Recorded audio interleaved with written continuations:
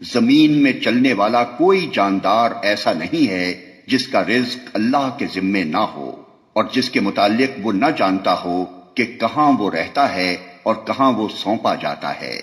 سب کچھ ایک صاف دفتر میں درج ہے۔ اور وہی ہے جس نے آسمانوں اور زمین کو 6 دنوں میں پیدا کیا، جبکہ اس سے پہلے اس کا عرش پانی پر تھا، تاکہ تم کو آزما کر دیکھے تم میں کون بہتر عمل کرنے والا ہے۔ اب اگر اے محمد تم کہتے ہو کہ لوگوں مرنے کے بعد تم دوبارہ اٹھائے جاؤ گے، تو منکرین فوراً بول اٹھتے ہیں کہ یہ تو صریح جادوگری ہے۔ اور اگر ہم ایک خاص مدت تک ان کی سزا کو ٹالتے ہیں تو وہ کہنے لگتے ہیں کہ آخر کس چیز نے اسے روک رکھا ہے۔ سنو، جس روز اس سزا کا وقت آ گیا تو وہ کسی کے پھیرے نہ پھر سکے گا، اور وہی چیز ان کو آ گھیرے گی جس کا وہ مذاق اڑا رہے ہیں۔ اگر کبھی ہم انسان کو اپنی رحمت سے نوازنے کے بعد پھر اس سے محروم کر دیتے ہیں تو وہ مایوس ہوتا ہے اور ناشکری کرنے لگتا ہے۔ اور اگر اس مصیبت کے بعد جو اس پر آئی تھی ہم اسے نعمت کا مزہ چکھاتے ہیں تو کہتا ہے کہ میرے تو سارے دلدر پار ہو گئے، پھر وہ پھولا نہیں سماتا اور اکڑنے لگتا ہے۔ اس عیب سے پاک اگر کوئی ہیں تو بس وہ لوگ جو صبر کرنے والے ہیں اور نیکوکار ہیں، اور وہی ہیں جن کے لیے درگزر بھی ہے اور بڑا اجر بھی۔ تو اے پیغمبر کہیں ایسا نہ ہو کہ تم ان چیزوں میں سے کسی چیز کو بیان کرنے سے چھوڑ دو جو تمہاری طرف وحی کی جا رہی ہیں، اور اس بات پر دل تنگ ہو کہ وہ کہیں گے اس شخص پر کوئی خزانہ کیوں نہ اتارا گیا، یا یہ کہ اس کے ساتھ کوئی فرشتہ کیوں نہ آیا۔ تم تو محض خبردار کرنے والے ہو، آگے ہر چیز کا حوالہ دار اللہ ہے۔ کیا یہ کہتے ہیں کہ پیغمبر نے یہ کتاب خود گھڑ لی ہے؟ کہو اچھا یہ بات ہے تو اس جیسی گھڑی ہوئی 10 صورتیں تم بنا لاؤ، اور اللہ کے سوا اور جو تمہارے معبود ہیں ان کو مدد کے لیے بلا سکتے ہو تو بلا لو، اگر تم انہیں معبود سمجھنے میں سچے ہو۔ اب اگر وہ یعنی تمہارے معبود تمہاری مدد کو نہیں پہنچتے تو جان لو کہ یہ اللہ کے علم سے نازل ہوئی ہے، اور یہ کہ اللہ کے سوا کوئی حقیقی معبود نہیں ہے۔ پھر کیا تم اس امر حق کے آگے سر تسلیم خم کرتے ہو؟ جو لوگ بس اسی دنیا کی زندگی اور اس کی خوش نمائیوں کے طالب ہوتے ہیں، ان کی کارگزاری کا سارا پھل ہم یہیں ان کو دے دیتے ہیں، اور اس میں ان کے ساتھ کوئی کمی نہیں کی جاتی۔ مگر آخرت میں ایسے لوگوں کے لیے آگ کے سوا کچھ نہیں ہے۔ وہاں معلوم ہو جائے گا کہ جو کچھ انہوں نے دنیا میں بنایا وہ سب ملیا میٹ ہو گیا، اور اب ان کا سارا کیا دھرا محض باطل ہے۔ پھر بھلا وہ شخص جو اپنے رب کی طرف سے ایک صاف شہادت رکھتا تھا، اس کے بعد ایک گواہ بھی پروردگار کی طرف سے اس شہادت کی تائید میں آ گیا، اور پہلے موسیٰ کی کتاب رہنما اور رحمت کے طور پر آئی ہوئی بھی موجود تھی، کیا وہ بھی دنیا پرستوں کی طرح اس سے انکار کر سکتا ہے؟ ایسے لوگ تو اس پر ایمان ہی لائیں گے، اور انسانی گروہوں میں سے جو کوئی اس کا انکار کرے تو اس کے لیے جس جگہ کا وعدہ ہے وہ دوزخ ہے۔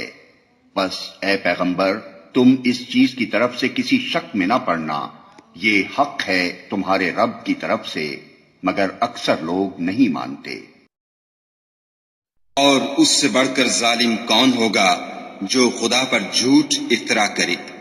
ایسے لوگ خدا کے سامنے پیش کیے جائیں گے اور گواہ کہیں گے کہ یہی لوگ ہیں جنہوں نے اپنے پروردگار پر جھوٹ بولا تھا۔ سن رکھو کہ ظالموں پر خدا کی لعنت ہے۔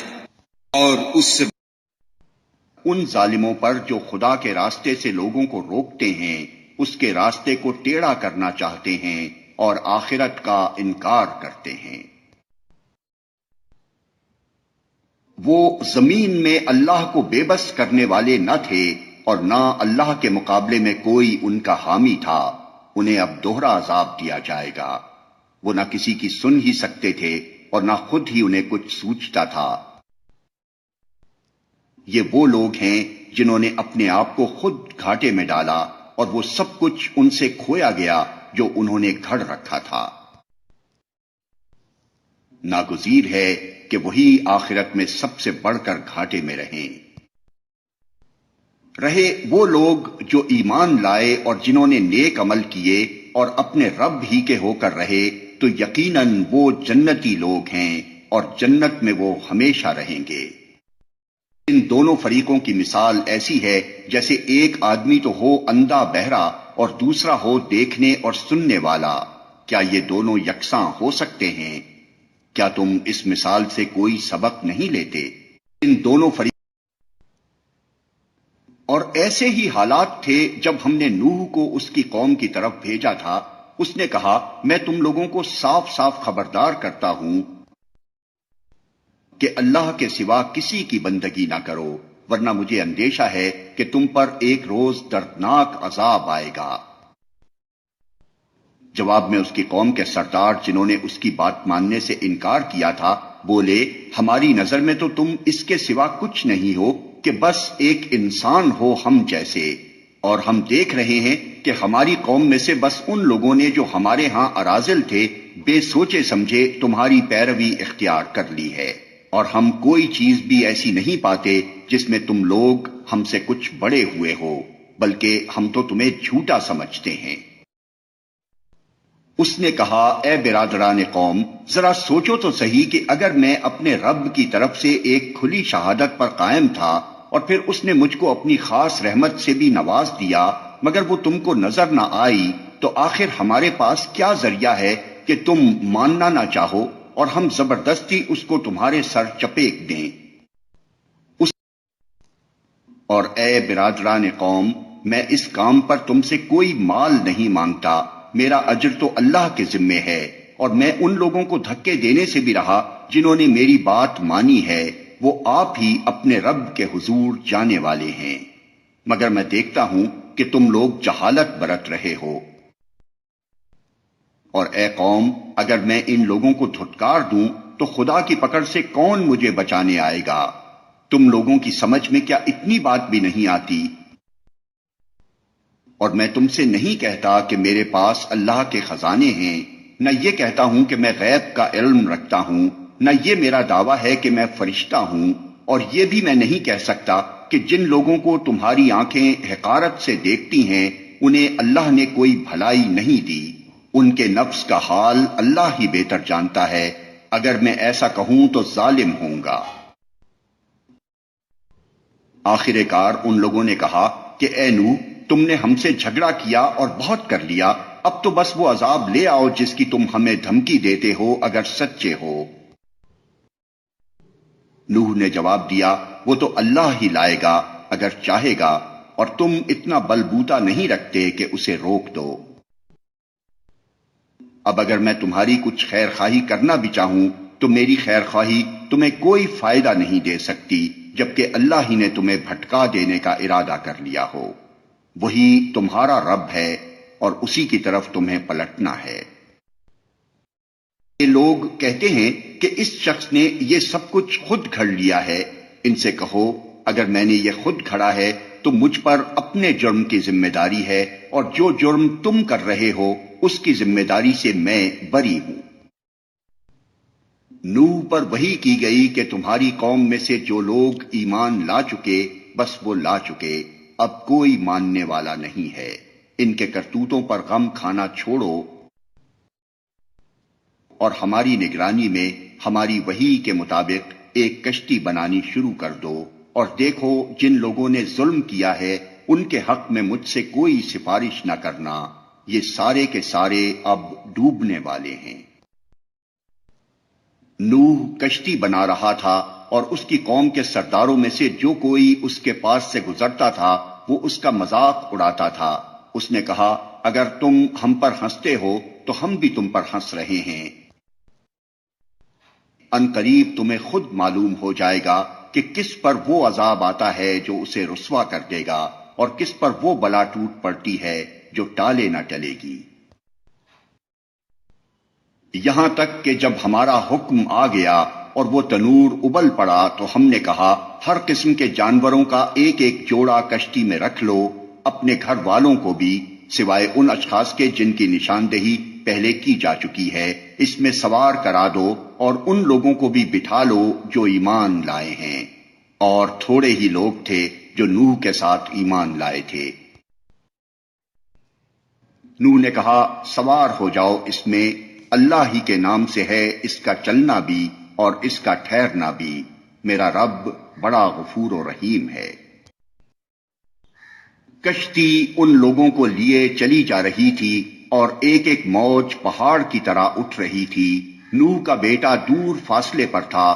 نوح نے پکار کر کہا بیٹا ہمارے ساتھ سوار ہو جا، کافروں کے ساتھ نہ رہ۔ اس نے پلٹ کر جواب دیا میں ابھی ایک پہاڑ پر چڑھ جاتا ہوں جو مجھے پانی سے بچا لے گا۔ نوح نے کہا آج کوئی چیز اللہ کے حکم سے بچانے والی نہیں ہے سوائے اس کے کہ اللہ ہی کسی پر رحم فرمائے۔ اتنے میں ایک موج دونوں کے درمیان حائل ہو گئی اور وہ بھی ڈوبنے والوں میں شامل ہو گیا۔ حکم ہوا اے زمین اپنا سارا پانی نگل جا اور اے آسمان رک جا، چنانچہ پانی زمین میں بیٹھ گیا، فیصلہ چکا دیا گیا۔ کشتی جودی پر ٹک گئی اور کہہ دیا گیا کہ دور ہوئی ظالموں کی قوم۔ نوح نے اپنے رب کو پکارا، کہا اے رب میرا بیٹا میرے گھر والوں میں سے ہے اور تیرا وعدہ سچا ہے اور تو سب حاکموں سے بڑا اور بہتر حاکم ہے۔ جواب میں ارشاد ہوا اے نوح وہ تیرے گھر والوں میں سے نہیں ہے، وہ تو ایک بگڑا ہوا کام ہے، لہذا تو اس بات کی مجھ سے درخواست نہ کر جس کی حقیقت تو نہیں جانتا۔ میں تجھے نصیحت کرتا ہوں کہ اپنے آپ کو جاہلوں کی طرح نہ بنا لے۔ نوح نے فوراً عرض کیا اے میرے رب میں تیری پناہ مانگتا ہوں اس سے کہ وہ چیز تجھ سے مانگوں جس کا مجھے علم نہیں، اگر تو نے مجھے معاف نہ کیا اور رحم نہ فرمایا تو میں برباد ہو جاؤں گا۔ حکم ہوا اے نوح اتر جا، ہماری طرف سے سلامتی اور برکتیں ہیں تجھ پر اور ان گروہوں پر جو تیرے ساتھ ہیں، اور کچھ گروہ ایسے بھی ہیں جن کو ہم کچھ مدت سامان زندگی بخشیں گے، پھر انہیں ہماری طرف سے دردناک عذاب پہنچے گا۔ غیب کی خبریں ہیں جو ہم تمہاری طرف وحی کر رہے ہیں، اس سے پہلے نہ تم ان کو جانتے تھے اور نہ تمہاری قوم، پس صبر کرو، انجام کار متقیوں ہی کے حق میں ہے۔ اور عاد کی طرف ہم نے ان کے بھائی ہود کو بھیجا، اس نے کہا اے برادران قوم اللہ کی بندگی کرو، تمہارا کوئی خدا اس کے سوا نہیں ہے، تم نے محض جھوٹ گھڑ رکھے ہیں۔ اے برادران قوم اس کام پر میں تم سے کوئی اجر نہیں چاہتا، میرا اجر تو اس کے ذمے ہے جس نے مجھے پیدا کیا ہے، کیا تم عقل سے ذرا کام نہیں لیتے؟ اور اے میری قوم کے لوگوں اپنے رب سے معافی چاہو پھر اس کی طرف پلٹو، وہ تم پر آسمان کے دہانے کھول دے گا اور تمہاری موجودہ قوت پر مزید قوت کا اضافہ کرے گا، مجرموں کی طرح منہ نہ پھیرو۔ انہوں نے جواب دیا اے ہود تو ہمارے پاس کوئی صریح شہادت لے کر نہیں آیا ہے اور تیرے کہنے سے ہم اپنے معبودوں کو نہیں چھوڑ سکتے اور تجھ پر ہم ایمان لانے والے نہیں ہیں، ہم تو یہ سمجھتے ہیں کہ تیرے اوپر ہمارے معبودوں میں سے کسی کی مار پڑ گئی ہے۔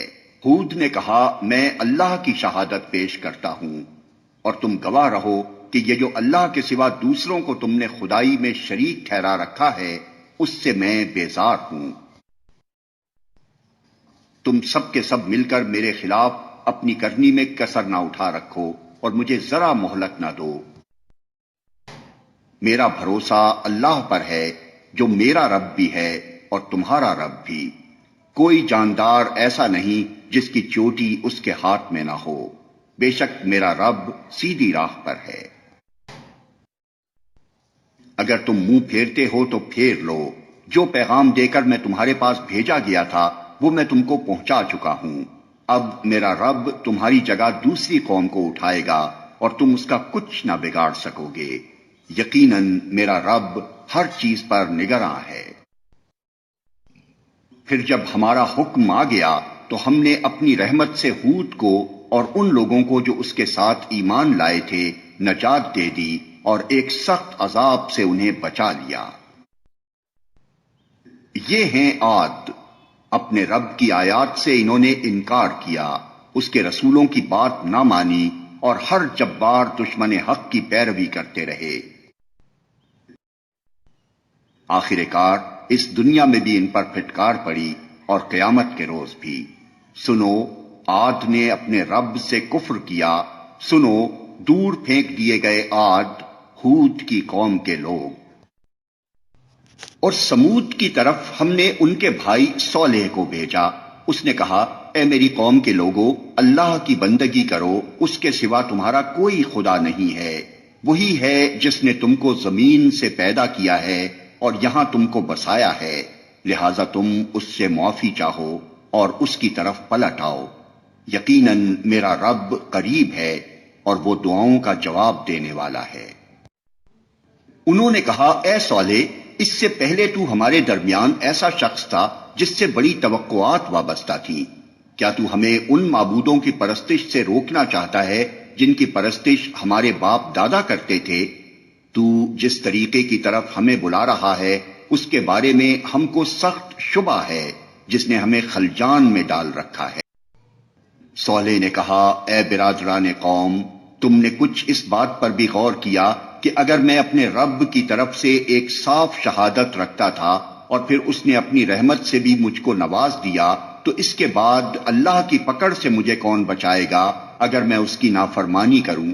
تم میرے کس کام آ سکتے ہو سوائے اس کے کہ مجھے اور زیادہ خسارے میں ڈال دو؟ اور اے میری قوم کے لوگوں، دیکھو، یہ اللہ کی اونٹنی تمہارے لیے ایک نشانی ہے، اسے خدا کی زمین میں چرنے کے لیے آزاد چھوڑ دو، اس سے ذرا تعرض نہ کرنا، ورنہ کچھ زیادہ دیر نہ گزرے گی کہ تم پر خدا کا عذاب آ جائے گا۔ مگر انہوں نے اونٹنی کو مار ڈالا۔ اس پر صالح نے ان کو خبردار کر دیا کہ بس اب 3 دن اپنے گھروں میں اور رہ بس لو، یہ ایسی میعاد ہے جو جھوٹی نہ ثابت ہوگی۔ آخر کار جب ہمارے فیصلے کا وقت آ گیا تو ہم نے اپنی رحمت سے صالح کو اور ان لوگوں کو جو اس کے ساتھ ایمان لائے تھے بچا لیا اور اس دن کی رسوائی سے ان کو محفوظ رکھا۔ بے شک تیرا رب ہی دراصل طاقتور اور بالادست ہے۔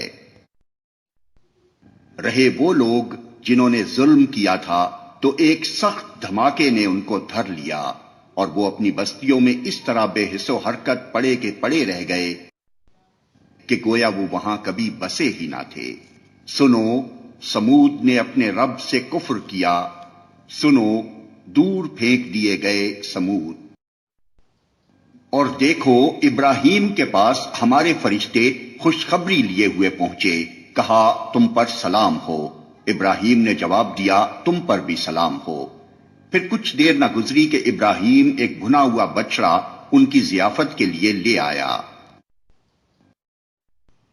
مگر جب دیکھا کہ ان کے ہاتھ کھانے پر نہیں بڑھتے تو وہ ان سے مشتبہ ہو گیا اور دل میں ان سے خوف محسوس کرنے لگا۔ انہوں نے کہا، ڈرو نہیں، ہم تو لوط کی قوم کی طرف بھیجے گئے۔ ابراہیم کی بیوی بھی کھڑی ہوئی تھی، وہ یہ سن کر ہنس دی۔ پھر ہم نے اس کو اسحاق کی اور اسحاق کے بعد یعقوب کی خوشخبری دی۔ وہ بولی، ہائے میری کمبختی، کیا اب میرے ہاں اولاد ہوگی جبکہ میں بڑھیا پھونس ہو گئی اور یہ میرے میاں بھی بوڑھے ہو چکے؟ یہ تو بڑی عجیب بات ہے۔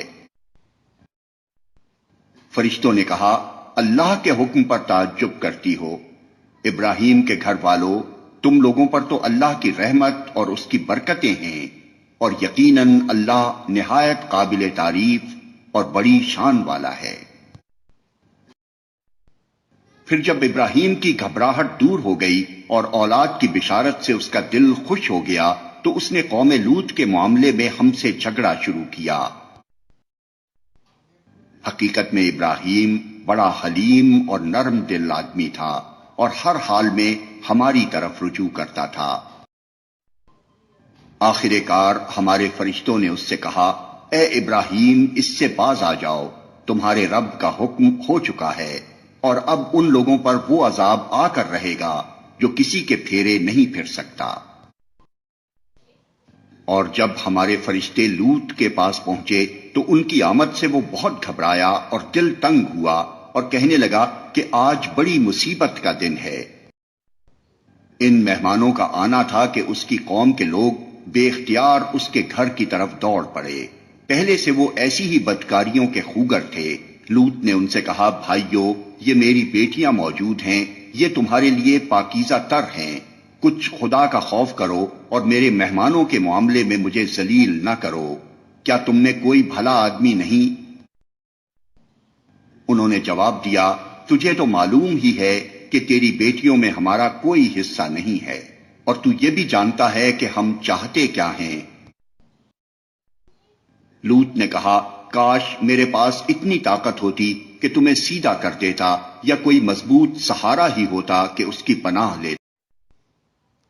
تب فرشتوں نے اس سے کہا کہ اے لوط، ہم تیرے رب کے بھیجے ہوئے فرشتے ہیں، یہ لوگ تیرا کچھ نہ بگاڑ سکیں گے، بس تو کچھ رات رہے اپنے اہل و عیال کو لے کر نکل جا، اور دیکھو تم میں سے کوئی شخص پیچھے پلٹ کر نہ دیکھے، مگر تیری بیوی ساتھ نہیں جائے گی، کیونکہ اس پر بھی وہی کچھ گزرنے والا ہے جو ان لوگوں پر گزرنا ہے۔ ان کی تباہی کے لیے صبح کا وقت مقرر ہے، صبح ہوتے اب دیر ہی کتنی ہے۔ پھر جب ہمارے فیصلے کا وقت آ پہنچا تو ہم نے اس بستی کو تلپٹ کر دیا اور اس پر پکی ہوئی مٹی کے پتھر تابڑ توڑ برسائے، جن میں سے ہر پتھر تیرے رب کے ہاں نشان زدہ تھا، اور ظالموں سے یہ سزا کچھ دور نہیں ہے۔ اور مدین والوں کی طرف ہم نے ان کے بھائی شعیب کو بھیجا۔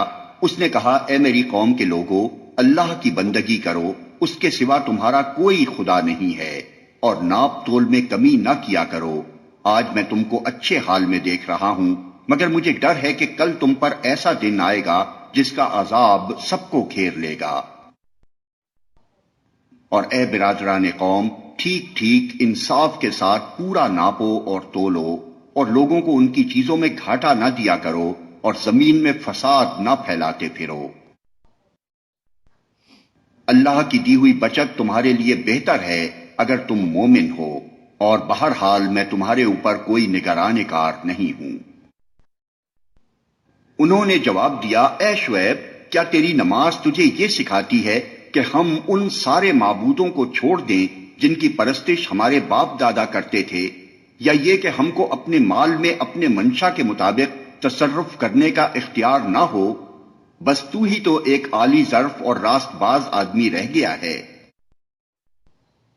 شعیب نے کہا، بھائیو، تم خود ہی سوچو، اگر میں اپنے رب کی طرف سے ایک کھلی شہادت پر تھا اور پھر اس نے اپنے ہاں سے مجھ کو اچھا رزق بھی عطا کیا، تو اس کے بعد میں تمہاری گمراہیوں اور حرام خوریوں میں تمہارا شریک حال کیسے ہو سکتا ہوں؟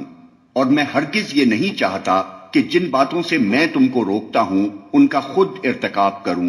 میں تو اصلاح کرنا چاہتا ہوں جہاں تک بھی میرا بس چلے، اور یہ جو کچھ میں کرنا چاہتا ہوں اس کا سارا انحصار اللہ کی توفیق پر ہے۔ اسی پر میں نے بھروسہ کیا، اور ہر معاملے میں اسی کی طرف میں رجوع کرتا ہوں۔ اور اے برادران قوم، میرے خلاف تمہاری ہٹ دھرمی کہیں یہ نوبت نہ پہنچا دے کہ آخر کار تم پر بھی وہی عذاب آ کر رہے جو نوح یا ہود یا صالح کی قوم پر آیا تھا، اور لوط کی قوم تو تم سے کچھ زیادہ دور بھی نہیں ہے۔ دیکھو، اپنے رب سے معافی مانگو اور اس کی طرف پلٹ آؤ، بے شک میرا رب رحیم ہے اور اپنی مخلوق سے محبت رکھتا ہے۔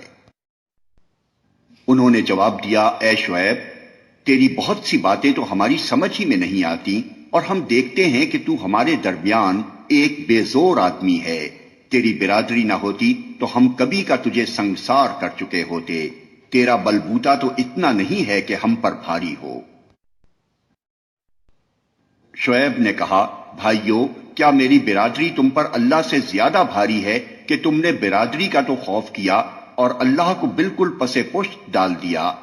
جان رکھو کہ جو کچھ تم کر رہے ہو وہ اللہ کی گرفت سے باہر نہیں ہے۔ اے میری قوم کے لوگو، تم اپنے طریقے پر کام کیے جاؤ اور میں اپنے طریقے پر کرتا رہوں گا۔ جلدی ہی تمہیں معلوم ہو جائے گا کہ کس پر ذلت کا عذاب آتا ہے اور کون جھوٹا ہے۔ تم بھی انتظار کرو اور میں بھی تمہارے ساتھ چشم برا ہوں۔ آخر کار جب ہمارے فیصلے کا وقت آ گیا تو ہم نے اپنی رحمت سے شعیب اور اس کے ساتھی مومنوں کو بچا لیا، اور جن لوگوں نے ظلم کیا تھا ان کو ایک سخت دھماکے نے ایسا پکڑا کہ وہ اپنی بستیوں میں بے حس و حرکت پڑے کے پڑے رہ گئے، گویا وہ کبھی وہاں رہے بسے ہی نہ تھے۔ سنو، مدین والے بھی دور پھینک دیے گئے جس طرح سمود پھینکے گئے تھے۔ اور موسیٰ کو ہم نے اپنی نشانیوں اور کھلی کھلی سند ماموریت کے ساتھ فرعون اور اس کے آیان سلطنت کی طرف بھیجا، مگر انہوں نے فرعون کے حکم کی پیروی کی، حالانکہ فرعون کا حکم راستی پر نہ تھا۔ قیامت کے روز وہ اپنی قوم کے آگے آگے ہوگا اور اپنی پیشوائی میں انہیں دوزخ کی طرف لے جائے گا۔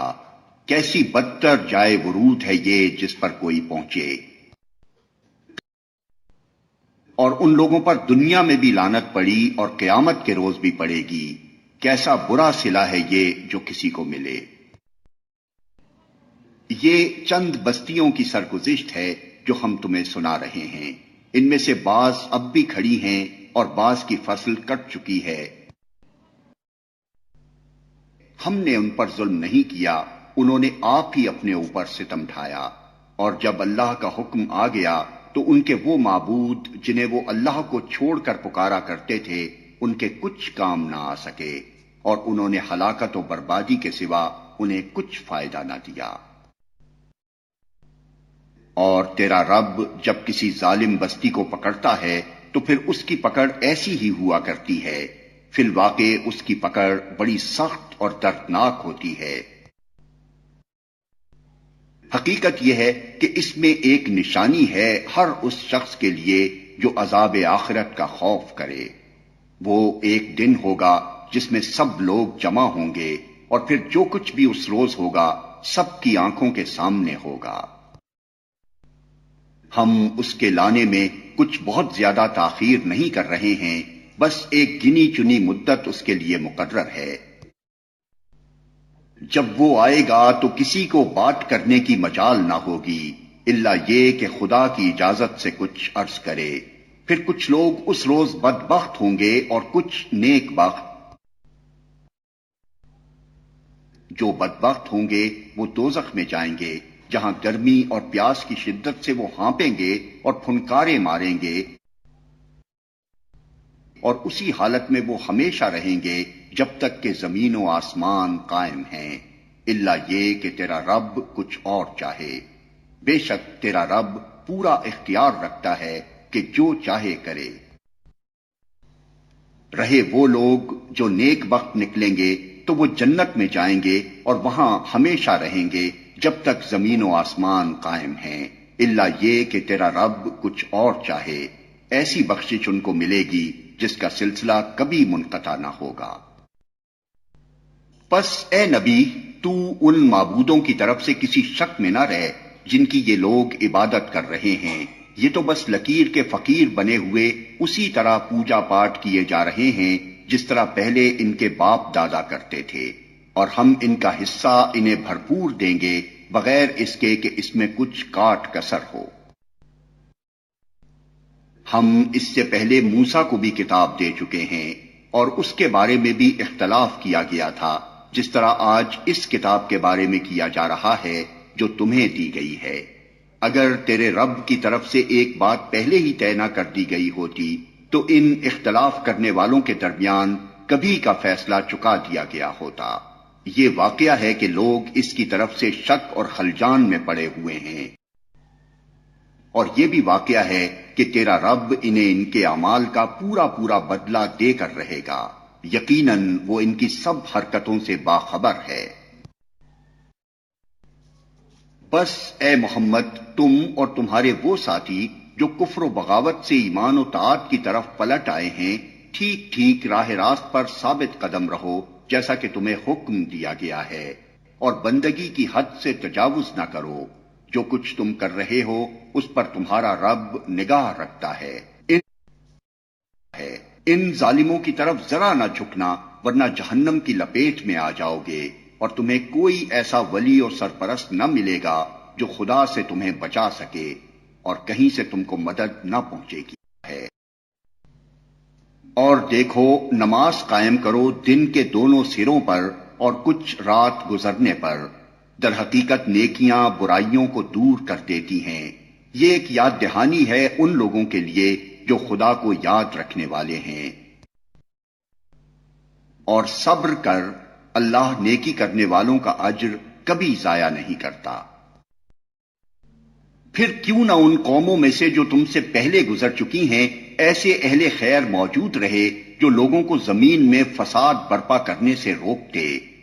ایسے لوگ نکلے بھی تو بہت کم جن کو ہم نے ان قوموں میں سے بچا لیا، ورنہ ظالم لوگ تو انہی مزوں کے پیچھے پڑے رہے جن کے سامان انہیں فراوانی کے ساتھ دیے گئے تھے، اور وہ مجرم بن کر رہے. تیرا رب ایسا نہیں ہے کہ بستیوں کو ناحق تباہ کر دے حالانکہ ان کے باشندے اصلاح کرنے والے ہوں. بے شک تیرا رب اگر چاہتا تو تمام انسانوں کو ایک گروہ بنا سکتا تھا، مگر اب تو وہ مختلف طریقوں کی پر چلتے رہیں گے. اور بے راہ رویوں سے صرف وہ لوگ بچیں گے جن پر تیرے رب کی رحمت ہے. اسی آزادی انتخاب و اختیار کے لیے ہی تو اس نے انہیں پیدا کیا تھا. اور تیرے رب کی وہ بات پوری ہو گئی جو اس نے کہی تھی کہ میں جہنم کو جن اور انسان سب سے بھر دوں گا. یہ پیغمبروں کے قصے جو ہم تمہیں سناتے ہیں وہ چیزیں ہیں جن کے ذریعے سے ہم تمہارے دل کو مضبوط کرتے ہیں. ان کے اندر تم کو حقیقت کا علم ملا اور ایمان لانے والوں کو نصیحت اور بیداری نصیب ہوئی. رہے وہ لوگ جو ایمان نہیں لاتے تو ان سے کہہ دو کہ تم اپنے طریقے پر کام کرتے رہو اور ہم اپنے طریقے پر کیے جاتے ہیں. انجام کار کا تم بھی انتظار کرو اور ہم بھی منتظر ہیں. آسمانوں اور زمین میں جو کچھ چھپا ہوا ہے سب اللہ کے قبضہ قدرت میں ہے، اور سارا معاملہ اسی کی طرف رجوع کیا جاتا ہے. پس اے نبی تو اس کی بندگی کر اور اسی پر بھروسہ رکھ. جو کچھ تم لوگ کر رہے ہو تیرا رب اس سے بے خبر نہیں ہے. شروع اللہ کے نام سے جو رحمان و رحیم ہے. الف لام را. یہ اس کتاب کی آیات ہیں جو اپنا مدعا صاف صاف بیان کرتی ہے. ہم نے اسے نازل کیا ہے قرآن بنا کر عربی زبان میں تاکہ تم اہل عرب اس کو اچھی طرح سمجھ سکو. ہم اس قرآن کو تمہاری طرف وحی کر کے بہترین پیرائے میں واقعات اور حقائق تم سے بیان کرتے ہیں، ورنہ اس سے پہلے تو ان چیزوں سے تم بالکل ہی بے خبر تھے. یہ اس وقت کا ذکر ہے جب یوسف نے اپنے باپ سے کہا، ابا جان میں نے خواب دیکھا ہے کہ 11 ستارے ہیں اور سورج اور چاند ہیں اور وہ مجھے سجدہ کر رہے ہیں. جواب میں اس کے باپ نے کہا، بیٹا اپنا یہ خواب اپنے بھائیوں کو نہ سنانا ورنہ وہ تیرے در پہ آزار ہو جائیں گے. حقیقت یہ ہے کہ شیطان آدمی کا کھلا دشمن ہے.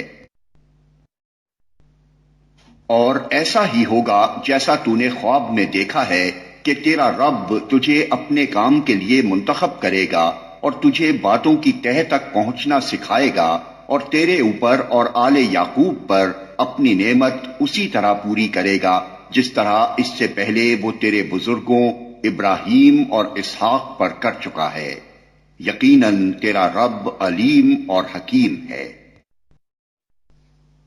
حقیقت یہ ہے کہ یوسف اور اس کے بھائیوں کے قصے میں ان پوچھنے والوں کے لیے بڑی نشانیاں ہیں.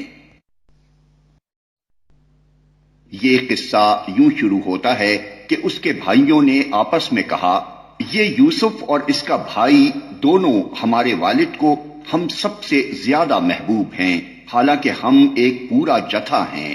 سچی بات یہ ہے کہ ہمارے ابا جان بالکل ہی بہک گئے ہیں۔ چلو یوسف کو قتل کر دو یا اسے کہیں پھینک دو تاکہ تمہارے والد کی توجہ صرف تمہاری ہی طرف ہو جائے۔ یہ کام کر لینے کے بعد پھر نیک بن رہنا۔ اس پر ان میں سے ایک بولا، یوسف کو قتل نہ کرو، اور اگر کچھ کرنا ہی ہے تو اسے کسی اندھے کنویں میں ڈال دو، کوئی آتا جاتا قافلہ اسے نکال لے جائے گا۔ اس قرارداد پر انہوں نے جا کر اپنے باپ سے کہا، ابا جان کیا بات ہے کہ آپ یوسف کے معاملے میں ہم پر بھروسہ نہیں کرتے، حالانکہ ہم اس کے سچے خیر خواہ ہیں۔ کل اسے ہمارے ساتھ بھیج دیجئے، کچھ چر چگ لے گا اور کھیل کود سے بھی دل بہلائے گا، ہم اس کی حفاظت کو موجود ہیں۔ باپ نے کہا، تمہارا اسے لے جانا مجھے شاق گزرتا ہے اور مجھ کو اندیشہ ہے کہ کہیں اسے بھیڑیا نہ پھاڑ کھائے جبکہ تم اس سے غافل ہو۔ انہوں نے جواب دیا، اگر ہمارے ہوتے اسے بھیڑیے نے کھا لیا جبکہ ہم ایک جتھا ہیں تب تو ہم بڑے ہی نکمے ہوں گے۔ اس طرح اصرار کر کے جب وہ اسے لے گئے اور انہوں نے طے کر لیا کہ اسے ایک اندھے کنویں میں چھوڑ دیں، تو ہم نے یوسف کو وحی کی کہ ایک وقت آئے گا جب تو ان لوگوں کو ان کی یہ حرکت جتائے گا، یہ اپنے فعل کے نتائج سے بے خبر ہیں۔ شام کو وہ روتے پیٹتے اپنے باپ کے پاس آئے اور کہا، ابا جان ہم دوڑ کا مقابلہ کرنے میں لگ گئے تھے اور یوسف کو ہم نے اپنے سامان کے پاس چھوڑ دیا تھا کہ اتنے میں بھیڑیا آ کر اسے کھا گیا۔ آپ ہماری بات کا یقین نہ کریں گے چاہے ہم سچے ہی ہوں۔ اور وہ یوسف کے قمیص پر جھوٹ موٹ کا خون لگا کر لے آئے تھے۔ یہ سن کر ان کے باپ نے کہا، بلکہ تمہارے نفس نے تمہارے لیے ایک بڑے کام کو آسان بنا دیا، اچھا صبر کروں گا اور بخوبی کروں گا۔ جو بات تم بنا رہے ہو اس پر اللہ ہی سے مدد مانگی جا سکتی ہے۔ ادھر ایک قافلہ آیا اور اس نے اپنے سکے کو پانی لانے کے لیے بھیجا۔ سکے نے جو کنویں میں ڈول ڈالا تو یوسف کو دیکھ کر پکار اٹھا، مبارک ہو، یہاں تو ایک لڑکا ہے۔ ان لوگوں نے اس کو مال تجارت سمجھ کر چھپا لیا، حالانکہ جو کچھ وہ کر رہے تھے خدا اس سے باخبر تھا۔ آخر کار انہوں نے اس کو تھوڑی سی قیمت پر چند درہموں کے عوض بیچ ڈالا، اور وہ اس کی قیمت کے معاملے میں کچھ زیادہ کے امیدوار نہ تھے۔ مصر کے جس شخص نے اسے خریدا اس نے اپنی بیوی سے کہا، اس کو اچھی طرح رکھنا، بعید نہیں کہ یہ ہمارے لیے مفید ثابت ہو یا ہم اسے بیٹا بنا لیں۔ اس طرح ہم نے یوسف کے لیے اس سرزمین میں قدم جمانے کی صورت نکالی اور اسے معاملہ فہمی کی تعلیم دینے کا انتظام کیا۔ اللہ اپنا کام کر کے رہتا ہے مگر اکثر لوگ جانتے نہیں ہیں۔ اور جب وہ اپنی پوری جوانی کو پہنچا تو ہم نے اسے قوت فیصلہ اور علم عطا کیا، اس طرح ہم نیک لوگوں کو جزا دیتے ہیں۔ جس عورت کے گھر میں وہ تھا وہ اس پر ڈورے ڈالنے لگی اور ایک روز دروازے بند کر کے بولی، آ جا۔ یوسف نے کہا، خدا کی پناہ، میرے رب نے تو مجھے اچھی منزلت بخشی اور میں یہ کام کروں، ایسے ظالم کبھی فلاح نہیں پایا کرتے۔ وہ اس کی طرف بڑھی اور یوسف بھی اس کی طرف بڑھتا اگر اپنے رب کی برہان نہ دیکھ لیتا۔ ایسا ہوا تاکہ ہم اس سے بدی اور بے حیائی کو دور کر دیں۔ در حقیقت وہ ہمارے چنے ہوئے بندوں میں سے تھا۔ آخر کار یوسف اور وہ آگے پیچھے دروازے کی طرف بھاگے اور اس نے پیچھے سے یوسف کا قمیص کھینچ کر پھاڑ دیا۔ دروازے پر دونوں نے اس کے شوہر کو موجود پایا۔ اسے دیکھتے ہی عورت کہنے لگی، کیا سزا ہے اس شخص کی جو تیری گھر والی پر نیت خراب کرے؟ اس کے سوا اور کیا سزا ہو سکتی ہے کہ وہ قید کیا جائے یا اسے سخت عذاب دیا جائے؟ یوسف نے کہا، یہی مجھے پھانسنے کی کوشش کر رہی تھی۔ اس عورت کے اپنے کنبے والوں میں سے ایک شخص نے قرینے کی شہادت پیش کی کہ اگر یوسف کا قمیص آگے سے پھٹا ہو تو عورت سچی ہے اور یہ جھوٹا، اور اگر اس کا قمیص پیچھے سے پھٹا ہو تو عورت جھوٹی ہے اور یہ سچا۔ جب شوہر نے دیکھا کہ یوسف کا قمیص پیچھے سے پھٹا ہے تو اس نے کہا، یہ تم عورتوں کی چالاکیاں ہیں، واقعی بڑے غضب کی ہوتی ہیں تمہاری چالیں۔ یوسف اس معاملے میں درگزر کر، اور اے عورت تو اپنے قصور کی معافی مانگ، تو ہی اصل میں خطاکار تھی۔ شہر کی عورتیں آپس میں چرچا کرنے لگیں کہ عزیز کی بیوی اپنے نوجوان غلام کے پیچھے پڑی ہوئی ہے، محبت نے اس کو بے قابو کر رکھا ہے، ہمارے نزدیک تو وہ صریح غلطی کر رہی ہے۔ اس نے جو ان کی یہ مکارانہ باتیں سنی تو ان کو بلاوا بھیج دیا اور ان کے لیے تکیہ دار مجلس آراستہ کی اور ضیافت میں ہر ایک کے آگے ایک ایک چھری رکھ دی۔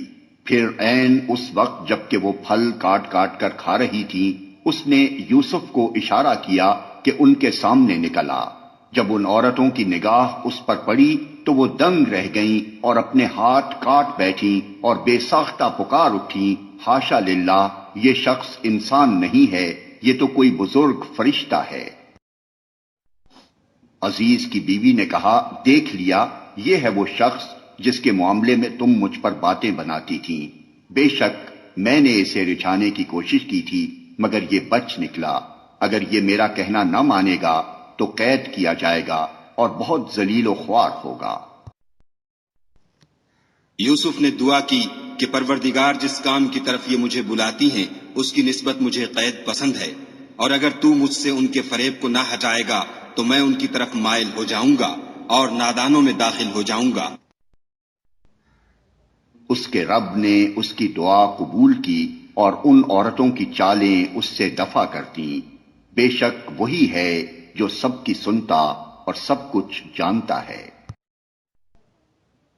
پھر ان لوگوں کو یہ سوچی کہ ایک مدت کے لیے اسے قید کر دیں، حالانکہ وہ اس کی پاک دامنی اور خود اپنی عورتوں کے برے اطوار کی صریح نشانیاں دیکھ چکے تھے۔ قید خانے میں 2 غلام اور بھی اس کے ساتھ داخل ہوئے۔ ایک روز ان میں سے ایک نے اس سے کہا، میں نے خواب میں دیکھا ہے کہ میں شراب کشید کر رہا ہوں۔ دوسرے نے کہا، میں نے دیکھا کہ میرے سر پر روٹیاں رکھی ہیں اور پرندے ان کو کھا رہے ہیں۔ دونوں نے کہا، ہمیں اس کی تعبیر بتائیے، ہم دیکھتے ہیں کہ آپ ایک نیک آدمی ہیں۔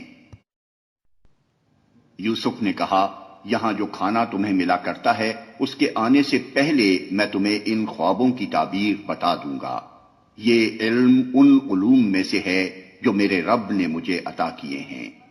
واقعہ یہ ہے کہ میں نے ان لوگوں کا طریقہ چھوڑ کر جو اللہ پر ایمان نہیں لاتے اور آخرت کا انکار کرتے ہیں،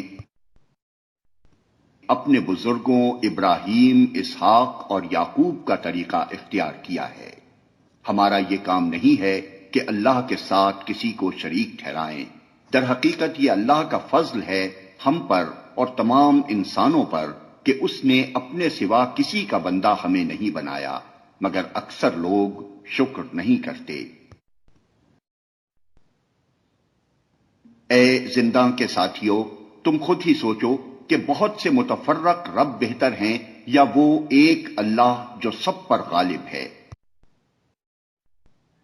اس کو چھوڑ کر تم جن کی بندگی کر رہے ہو وہ اس کے سوا کچھ نہیں ہیں کہ بس چند نام ہیں جو تم نے اور تمہارے آباء و اجداد نے رکھ لیے ہیں۔ اللہ نے ان کے لیے کوئی سند نازل نہیں کی۔ فرما روائی کا اقتدار اللہ کے سوا کسی کے لیے نہیں ہے۔ اس کا حکم ہے کہ خود اس کے سوا تم کسی کی بندگی نہ کرو۔ یہی ٹھیٹ سیدھا طریقے زندگی ہے، مگر اکثر لوگ جانتے نہیں ہیں۔ اے زنداں کے ساتھیو، تمہارے خواب کی تعبیر یہ ہے کہ تم میں سے ایک تو اپنے رب شاہ مصر کو شراب پلائے گا، رہا دوسرا تو اسے سولی پر چڑھایا جائے گا اور پرندے اس کا سر نوچ نوچ کر کھائیں گے۔ فیصلہ ہو گیا اس بات کا جو تم پوچھ رہے تھے۔ پھر ان میں سے جس کے متعلق خیال تھا کہ وہ رہا ہو جائے گا، اس سے یوسف نے کہا کہ اپنے رب شاہ مصر سے میرا ذکر کرنا، مگر شیطان نے اسے ایسا غفلت میں ڈالا کہ وہ اپنے رب شاہ مصر سے اس کا ذکر کرنا بھول گیا، اور یوسف کئی سال قید خانے میں پڑا رہا۔ ایک روز بادشاہ نے کہا، میں نے خواب میں دیکھا ہے کہ 7 موٹی گائیں ہیں جن کو 7 دبلی گائیں کھا رہی ہیں، اور اناج کی 7 بالیں ہری ہیں اور دوسری 7 سوکھی۔ اے اہل دربار، مجھے اس خواب کی تعبیر بتاؤ اگر تم خوابوں کا مطلب سمجھتے ہو۔ لوگوں نے کہا، یہ تو پریشان خوابوں کی باتیں ہیں اور ہم اس طرح کے خوابوں کا مطلب نہیں جانتے۔ ان 2 قیدیوں میں سے جو شخص بچ گیا تھا اور اسے ایک مدت دراز کے بعد اب بات یاد آئی، اس نے کہا، میں آپ حضرات کو اس کی تعویل بتاتا ہوں، مجھے ذرا قید خانے میں یوسف کے پاس بھیج دیجئے۔ اس نے جا کر کہا، یوسف، اے سراپا راستی، مجھے اس خواب کا مطلب بتا کہ 7 موٹی گائیں ہیں جن کو 7 دبلی گائیں کھا رہی ہیں، اور 7 بالیں ہری ہیں اور 7 سوکھی، شاید کہ میں ان لوگوں کے پاس واپس جاؤں اور شاید کہ وہ جان لیں۔ یوسف نے کہا، 7 برس تک لگاتار تم لوگ کھیتی باڑی کرتے رہو گے، اس دوران میں جو فصلیں تم کاٹو ان میں سے بس تھوڑا سا حصہ جو تمہاری خوراک کے کام آئے نکالو، اور باقی کو اس کی بالوں ہی میں رہنے دو۔ پھر 7 برس بہت سخت آئیں گے، اس زمانے میں وہ سب غلہ کھا لیا جائے گا جو تم اس وقت کے لیے جمع کرو گے، اگر کچھ بچے گا تو بس وہی جو تم نے محفوظ کر رکھا ہو۔ اس کے بعد پھر 1 سال ایسا آئے گا جس میں باران رحمت سے لوگوں کی فریاد رسی کی جائے گی اور وہ رس نچوڑیں گے۔ بادشاہ نے کہا، اسے میرے پاس لاؤ، مگر جب شاہی فرستادہ یوسف کے پاس پہنچا تو اس نے کہا، اپنے رب کے پاس واپس جا اور اس سے پوچھ کہ ان عورتوں کا کیا معاملہ ہے جنہوں نے اپنے ہاتھ کاٹ لیے تھے، میرا رب تو ان کی مکاری سے واقف ہی ہے۔ اس پر بادشاہ نے ان عورتوں سے دریافت کیا، تمہارا کیا تجربہ ہے اس وقت کا جب تم نے یوسف کو رجھانے کی کوشش کی تھی؟ سب نے یک زبان ہو کر کہا، حاشا للہ، ہم نے تو اس میں بدی کا شائبہ تک نہ پایا۔ عزیز کی بیوی بول اٹھی، اب حق کھل چکا ہے، وہ میں ہی تھی جس نے اس کو پھسلانے کی کوشش کی تھی، بے شک وہ بالکل سچا ہے۔ یوسف نے کہا، اس سے میری غرض یہ تھی کہ عزیز یہ جان لے کہ میں نے در پردہ اس کی خیانت نہیں کی تھی، اور یہ کہ جو خیانت کرتے ہیں ان کی چالوں کو اللہ کامیابی کی راہ پر نہیں لگاتا۔